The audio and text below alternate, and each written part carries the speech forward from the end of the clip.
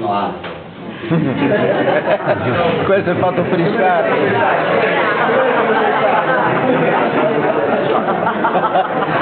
È attivato voi sardi. Specialmente questo sposato. Sì, no?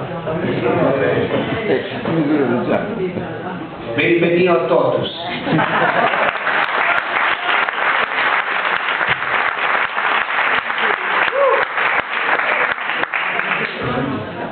J'aimerais bien continuer dans la langue sarde, mais mon sarde, ça devient difficile.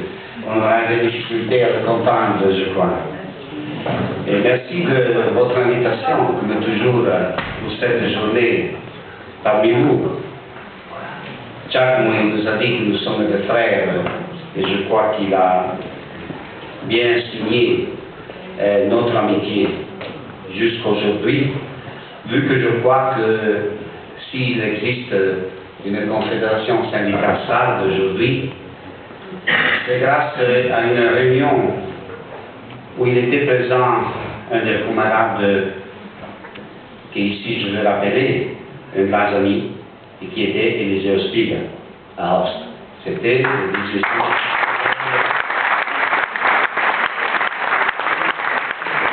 Vi chiedo scusa se continuerò nella lingua italiana, una lingua per noi di dominio, ma i domini non sono mai le lingue o le culture che esprimono, sono purtroppo coloro che utilizzano quelle lingue e quel potere che hanno per opprimere, come noi, le nazioni senza Stato e non concedere a nessuno di noi la possibilità di decidere sulla nostra autodeterminazione. Ma per avere un'autodeterminazione credo che bisogna innanzitutto avere la coscienza che siamo una nazione, e non perché parliamo una lingua differente, non perché abbiamo delle tradizioni, degli usi e dei costumi, ma perché siamo capaci di costruire un modello di sviluppo che è diverso da quello che fino ad oggi la globalizzazione e le multinazionali ci hanno imposto. Io credo che questo sia l'importanza del messaggio e della creazione, soprattutto degli sindacati che io qui ho l'onore di rappresentare, in quanto membro della commissione permanente della piattaforma dei sindacati delle nazioni senza Stato, non solo d'Europa. Oggi siamo 12 sindacati che vanno soprattutto, raggruppano le nazioni senza Stato di Spagna, di Francia, di Italia, presto speriamo che ci sia anche dell'Inghilterra, delle zone anche molto più lontane, quello che si definisce in Francia il Domton, cioè il domaine d'oltremare, cioè i domini di oltremare, che sono la Guadalupe, la Kanaki in Oceania, che sono quindi popoli che vivono situazioni dove il motto illuminista di egalité, fraternité, liberté poco ha a che vedere in queste zone coloniali, dove ancora c'è un momento oppressivo del governo francese in rapporto a quei popoli che cercano di autodeterminarsi. Così come avviene in Spagna, nello Stato spagnolo, dove i nostri amici della Catalogna, dei Paesi Baschi, vedete il Lab, o di Galizia, il CUT, che erano con noi ad Aosta per lavorare a questo grande momento. Perché noi crediamo che insieme e attraverso il sindacato, perché il sindacato rappresenta la base della società civile e democratica di ogni nostra nazione senza Stato.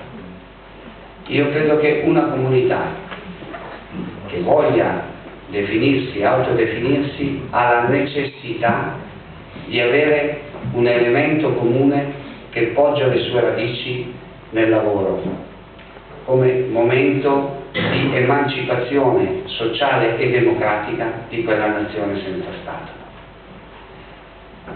E quindi questo è il momento, credo, importante per tutti noi, capire che una conoscenza reciproca, affondare le nostre radici come noi facciamo nella nostra storia e nelle nostre tradizioni, vedendo e sapendo che solo un nuovo modello di sviluppo legato a quello che io amo definire il global, cioè la capacità di utilizzare il globale per risolvere i problemi locali, e quei problemi locali possono trarre vantaggio con uno sviluppo globale. Credo che noi oggi, la nostra società, sia stata molto capace di esportare il mercato della produzione, il mercato del lavoro, non è stata capace di esportare il diritto del lavoro, il diritto ad ogni popolo e ad ogni comunità a potersi autodeterminare. Abbiamo paura di questo. Però, come dicevo prima, per autodeterminarsi, io credo, vengo dalla più piccola regione d'Italia, ma la mia regione con grandi difficoltà, anche con grandi crisi di identità linguistica anche. Noi parliamo 4 lingue, immaginatevi un po', no? Voi siete già più facilitati che avete il sardo, magari con 2 grandi tematiche linguistiche all'interno della lingua, ma risolvibili a tutti i livelli, senza grandi problemi. Basta creare poi una cosa su cui ci si mette d'accordo, non è quello il problema. Il problema sarà portare il sardo all'interno delle vostre scuole, a partire dalle scuole materne, dalle scuole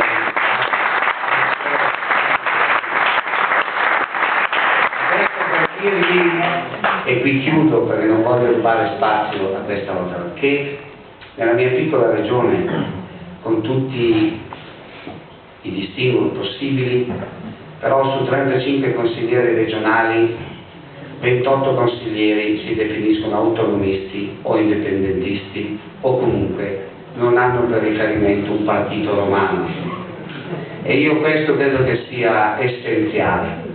Prima costruite la Sardegna, degli questo nome, dopo averla costruita, come l'abbiamo fatto per la Val d'Aosta, si deciderà che tipo di assetto potremo dargli, se più a sinistra, più al centro, spero mai a destra. Ma questo